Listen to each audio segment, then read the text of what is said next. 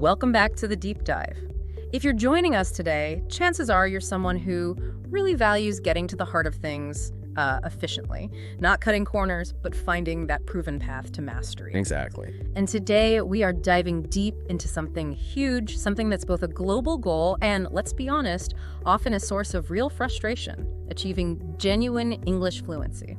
That's absolutely right. We've synthesized a pretty comprehensive stack of material here, articles, some linguistic research, practical guides, basically detailing 15 really powerful evidence-based strategies. Okay. And they're designed to move you past that feeling, being stuck or frustrated, and actually get you towards confident communication. Right, because our mission today isn't just to list 15 tips. We want to extract the core wisdom here, focusing really hard on the mechanism.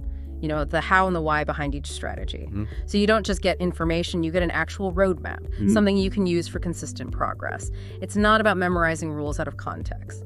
No, it's really about a total shift in how you engage with English, every single day. Okay. And what's fascinating, I think, is that the foundation for fluency isn't just cognitive, right? It's not just memorizing words or grammar rules.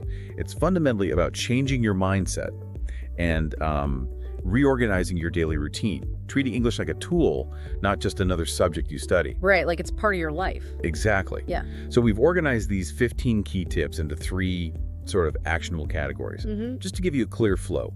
First, we lay the groundwork, the psychological bit, mindset, and immersion. Okay. Second, we look at optimizing your intake with input and context, basically, how to consume English effectively. Makes sense. And finally, we power up your active practice. That's the output engine. That's what really brings true fluency. Okay, let's unpack this then, starting with that foundation. Building the right psychological and environmental conditions. Making English a lifestyle, not just homework. Right. This first part really sets the stage. Because if your mindset isn't right or your environment isn't supporting you with constant exposure, well, even the best study techniques won't really stick. Got it. So we're starting by looking at tips 1 and 14. They both stress making English just unavoidable, a daily presence. Hashtag, AA, making English a daily habit. Tips 1 and 14. So tip 1 is the core idea. Make English part of your daily life. The sources we looked at kept hammering this home. If fluency is the goal, English can't just live in that scheduled hour of study time. It has to kind of bleed into the rest of your day. Absolutely. And this is where we talk about consistency over intensity. An hour of focused study 3 times a week, that's good. But 15 minutes of immersive engagement every day, that's actually better. Why is that? Because it trains your brain subconsciously. It starts recognizing patterns without you even trying. And the sources give some fantastic, immediate examples of how you can actually do this. Yeah, I saw those. I think the most powerful one, maybe the simplest, is just changing the language settings on your phone or your computer, your streaming apps.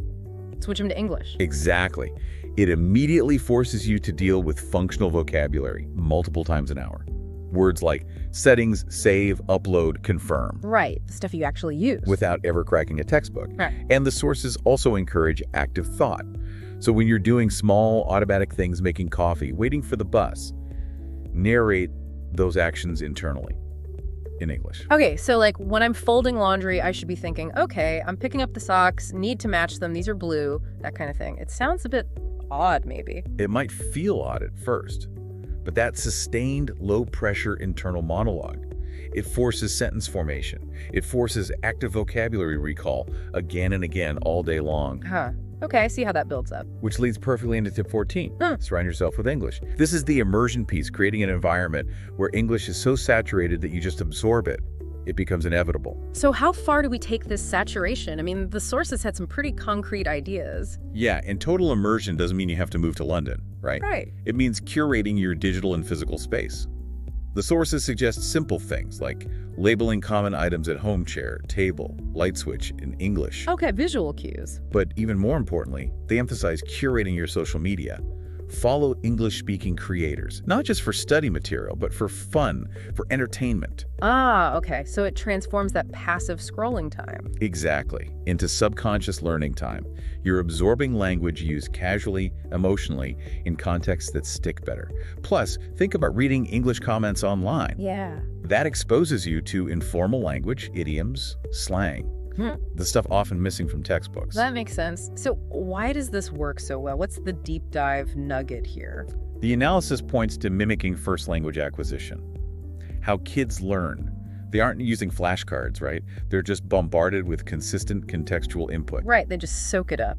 By constantly exposing your adult brain, you force it to move beyond conscious translation and rule checking to subconscious automatic pattern absorption.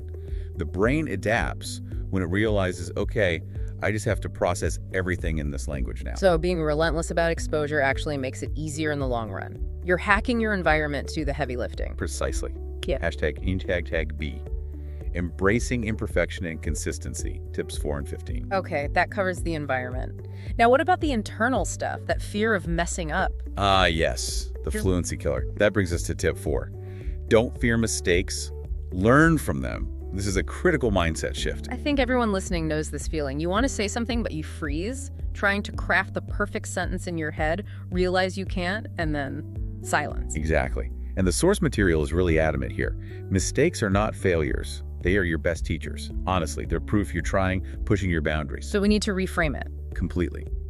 A mistake isn't an embarrassment, it's data. It shows you exactly where the gap in your knowledge is. And the practical application the sources suggest is structured. Keep an error notebook. Okay. Don't just brush off that mistake you made. Write it down. Write down the correct version. Yeah.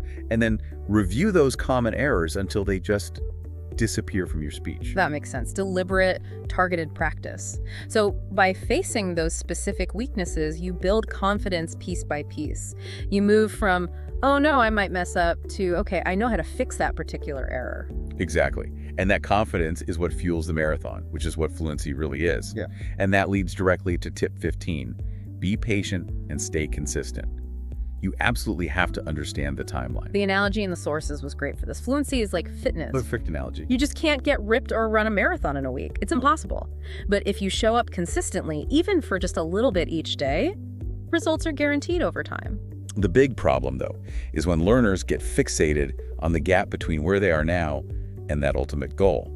Or worse, they compare themselves to native speakers or other learners who seem faster. Yeah, that's demotivating. Totally. So the crucial advice here is about radical self-focus. Stop comparing your journey to anyone else's, period. That can be tough, though, especially if you're in a class or a group and others seem to be flying ahead. Yeah. How do you balance that? Ignore competition, but still get energy from the group. That's a great point. It's about comparison versus inspiration. Use others' success to see what's possible, absolutely. But judge your progress only against your past self. Okay. Did you understand a complex sentence today that you couldn't 6 months ago? Did you nail a tricky grammar point without thinking? Even learning one new phrase properly, or finally getting a past tense right automatically. Yeah. Those small wins compound. Right. Consistency, even tiny amounts, 5 minutes of focused review daily, adds up to hundreds of hours of quality exposure over a year. That compounding momentum, that's the engine for long-term success. Okay, so the mindset's right, the environment's set up. Now we shift focus to actually taking in the language effectively, maximizing that passive learning through good quality input, right? Exactly. We're moving from the groundwork to the practical techniques that really speed up how you internalize English structure, and crucially, its rhythm and flow. Hashtag AA, the importance of audio input. Tip 2. So we start with the absolute bedrock. Tip 2, listen before you speak. The sources really identify listening comprehension as the foundational skill. Makes sense if you haven't absorbed how native speakers sound, your own speech will probably sound a bit off, right? Definitely. And it's more than just understanding the words. You have to actively listen for the music of the language, the stress, the pitch, the rhythm. English is stress-timed, and getting that rhythm right, often more important for being understood than perfect pronunciation of every single sound. That's interesting, the musicality. It's where subtle fluency is built. Yeah. And this is where we get into a really powerful technique the material highlights. Shadowing. Shadowing. Okay, for listeners who maybe haven't tried this, can you break it down? What exactly is it? Sure. Shadowing is basically repeating what you hear almost immediately after the speaker, like an echo, while you're still listening. Okay. It is arguably one of the most potent techniques for training your pronunciation and rhythm. But how do you start? The sources suggest a clear plan. First, find some audio, maybe a short clip of natural conversation or a speech that's a little challenging but you can mostly understand it. Right. Listen once just for the meaning. Then listen again, but this time repeat the speaker's words as closely behind them as you can. Really focus on mimicking their speed, their intonation, how they link words. Wow. That sounds intense. Very focused. What's happening neurologically there? Why does it work so well? It forces a direct connection between your auditory processing, what you hear, and your motor speech system, how you speak. You kind of bypass the mental step of translating or constructing the sentence yourself. You're physically training your mouth and tongue muscles, which are often used to different sounds in your native language, to produce English sounds and rhythms more naturally. It helps you link words smoothly instead of speaking very slowly. Syllable by syllable. Got it. It's like physical training for your mouth. Exactly. Real-time articulation practice. Hashtag be enjoyment and content selection. Tips 5 and 6. Okay, that focus on active, maybe challenging input leads us nicely to choosing what you listen to or watch, because intensity is hard to sustain if it's boring. Which brings us to tip 5. Watch English content you love. Basically, ditch the dry lessons for stuff you actually enjoy. Yes. This taps into a core psychological principle. When you engage with content you genuinely find interesting, probably now. Maybe it's a dark comedy, a gaming tutorial, a documentary. Your brain links emotion and pleasure to the learning. And that makes it stick better. Significantly better. Yeah. That emotional connection boosts retention. If you're bored, your brain just doesn't prioritize storing the information. Simple as that. So if you love cooking, watch cooking shows in English. If you're into history, watch documentaries. It's better than forcing yourself through a generic business English podcast, if that's not your thing. Precisely. The language learning almost becomes secondary to the enjoyment. And this idea of consistent, enjoyable input flows right into reading with tip 6. Read a little every day. Reading is probably the most scalable way to grow your passive vocabulary and internalize grammar naturally. Without explicit lessons. Exactly. For beginners, the sources suggest starting small. Short articles, blogs about your hobbies, maybe even graphic novels. But, and this is crucial, it causes so much anxiety. The key instruction is, do not try to understand every single word. Right. That temptation to stop and look everything up. It's counterproductive. If you stop every few words for the dictionary, you kill the flow. You lose the context, which is the real teacher here.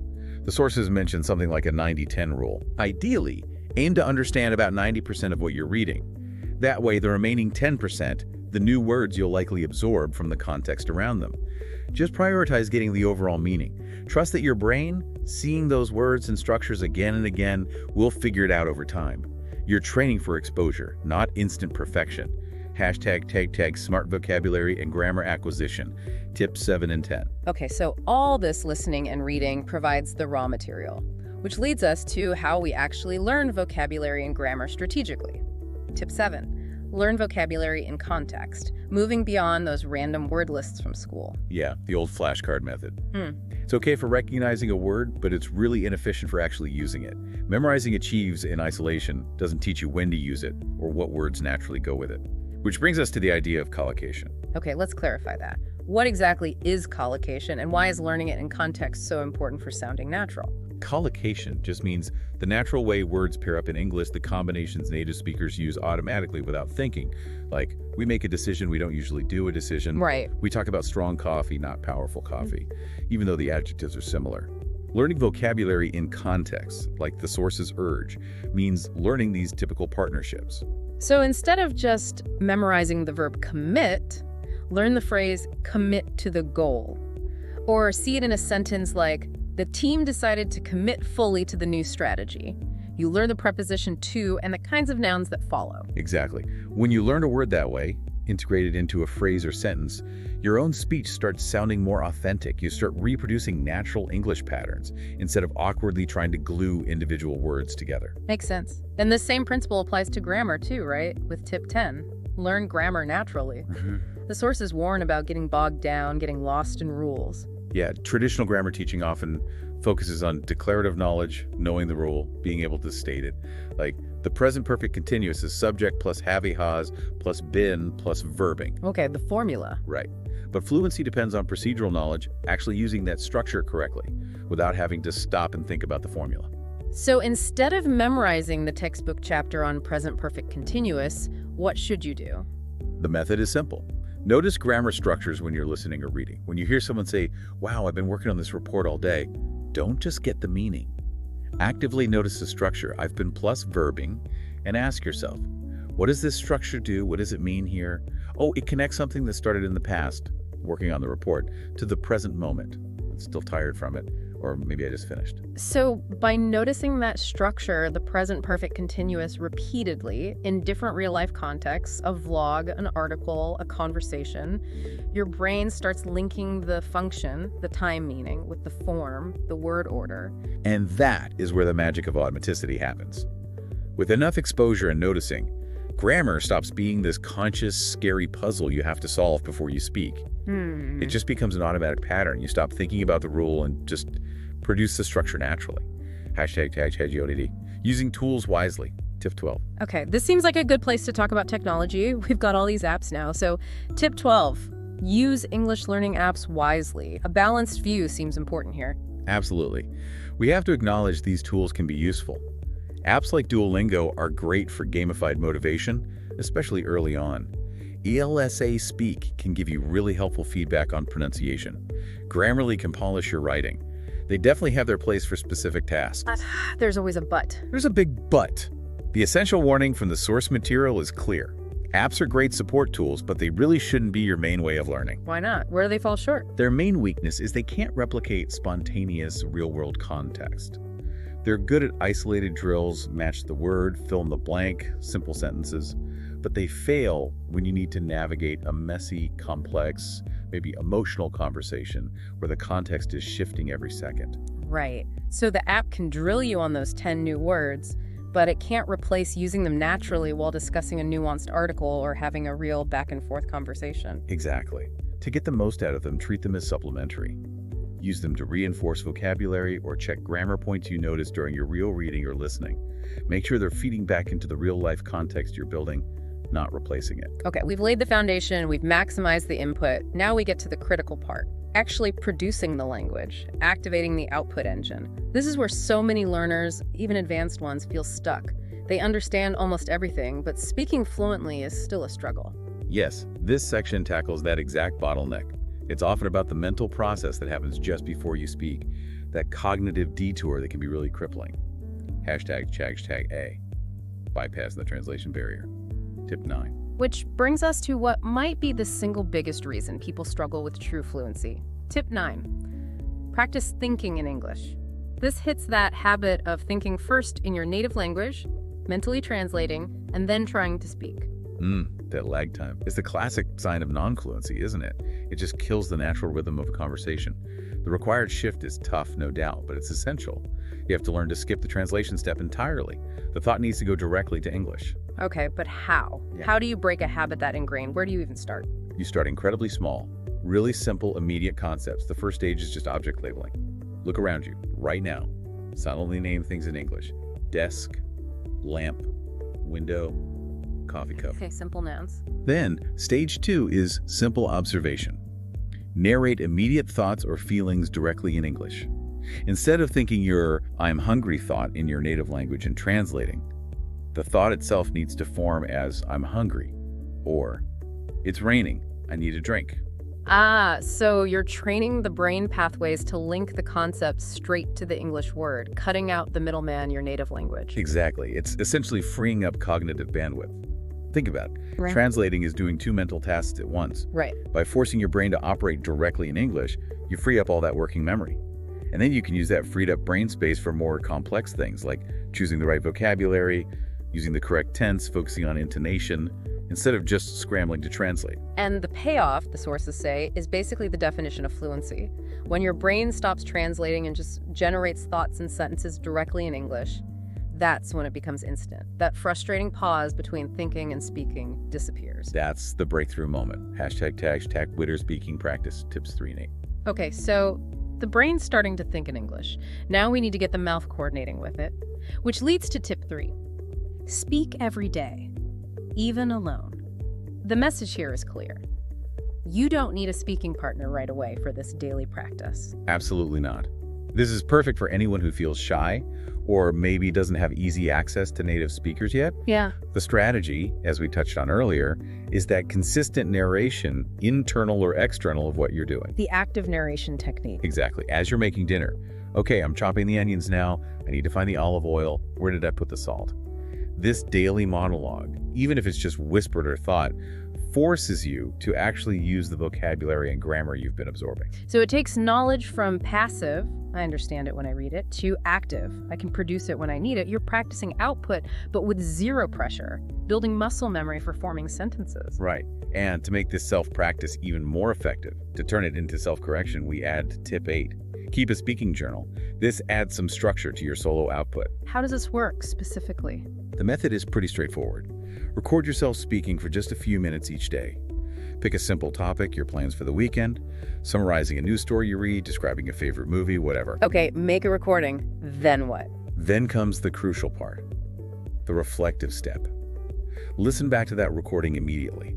Don't judge the content so much as the delivery. Notice exactly where you hesitated, where your pronunciation wasn't clear, or where you know you fumbled for a word or grammar structure. Ooh, listening back to yourself. That takes some courage. But I can see how it would work. It's incredibly powerful. You become your own coach. You spot habits or errors that even a patient listener might not point out. The sources emphasize that if you compare recordings from week 1 to, say, week 6, the improvement in fluency, the reduction in filler words like and is often really striking. And that progress fuels motivation like nothing else. #C, building community. Tip 11. Okay, solo practice builds that foundation and confidence. But eventually, that output engine needs a real-world test drive, right? Exactly. Which brings us to tip 11. Find a community or speaking partner. This provides that invaluable external practice, interaction, and often immediate feedback. This is where you get motivation, but also, maybe more importantly, you get used to the sheer variety of English out there. Different accents, different speaking styles. That's such a key point. The English you hear from someone in Dublin is very different from someone in Texas or Sydney. Getting exposure to that variety is vital for real functional fluency. If you only practice alone, or only with one tutor, you can get accustomed to a very narrow style. Engaging with a community forces your brain to adapt, to process differences in pitch, speed, pronunciation, even word choice. It makes your listening skills more robust. So where can people realistically find these partners or communities without spending a fortune on classes? Luckily, the sources confirm there are tons of options now. Online language exchange websites, dedicated Discord servers for English practice, Facebook groups centered around shared hobbies where English is the common language. Okay. And the key reassurance here is that these communities are usually full of other learners. Everyone's in the same boat. That massively lowers the shyness factor. You're not performing, you're practicing together. Everyone understands the goal is mutual improvement, not judgment. All right, we've covered 14 really powerful tips, mindset, input, output, but none of these tactics will work long-term without some clear direction, right? Which brings us to the final crucial piece of strategy. Tip 13, set clear goals. Absolutely. Fluency itself, it's too big, too vague as a target. And vague targets just lead to frustration because you never feel like you're arriving. You have to make your progress measurable and sustainable. And that means focusing on small, realistic, specific goals. The source material had some great examples of what a good goal looks like versus just a vague wish. Right. Instead of saying, I want to speak better, which is uselessly vague, a good goal is specific and time-bound. For instance, this week, I will learn and actively try to use 10 new words related to my job, or I will practice shadowing for 10 minutes every morning this month. I liked the entertainment-focused goal example, too. Yeah. Watch one English movie without subtitles this month, just focusing on getting the main idea, not understanding every word. That feels achievable and kind of fun. Exactly. And hitting these small, realistic goals, this is what the sources call the secret ingredient for long-term motivation. Every time you tick off one of these mini goals, you get a little hit of dopamine, a sense of accomplishment. Right, a positive feedback loop. Precisely. It reinforces your dedication, proves to yourself that you are learning, and builds the momentum you need to keep going to tackle the next slightly bigger step. It changes the journey from this daunting, far-off dream into a series of manageable, rewarding steps you can take right now. #TAD_outro. Wow. Okay, we've really unpacked a lot there. A comprehensive deep dive into these 15 essential steps. And just looking back at the structure, it really does lay out a clear blueprint. It does, doesn't it? Yeah, the central message seems undeniable. Fluency isn't about cramming before a test. It's achieved through consistent strategic integration into your actual life, through input that's contextual and, importantly, enjoyable. Right, content you love. And through dedicated output, even if it starts with just talking to yourself or consciously thinking in English. It really is about progress, consistent progress, not chasing some mythical idea of perfection. And what really stands out to me, kind of tying all these threads together, is that recurring theme of automaticity. Automaticity. Explain that again. It's that point where the brain stops translating, where grammar becomes second nature, where the language just flows without you consciously constructing every sentence. That's the breakthrough moment all these techniques are designed to lead you toward. Okay. So as everyone listening thinks about moving forward with this roadmap, we wanted to leave you with one final, maybe provocative thought, building on everything we've discussed. Yeah, the sources showed us again and again that sometimes the smallest changes can have the biggest long-term impact. Think about those micro adjustments. Changing your phone language, or just actively thinking simple things like, I'm making coffee directly in English. So the question for you is, what's the one small, immediate change in your daily routine you can make today, right now? Something to start training your brain towards that automaticity. Don't wait for the perfect moment or the perfect study plan. Just start with that one small thing. Because that consistent, almost effortless practice, that's the real engine that will pull you closer and closer to genuine fluency. You really can do this. Absolutely. Thanks for diving deep with us today. We'll catch you next time.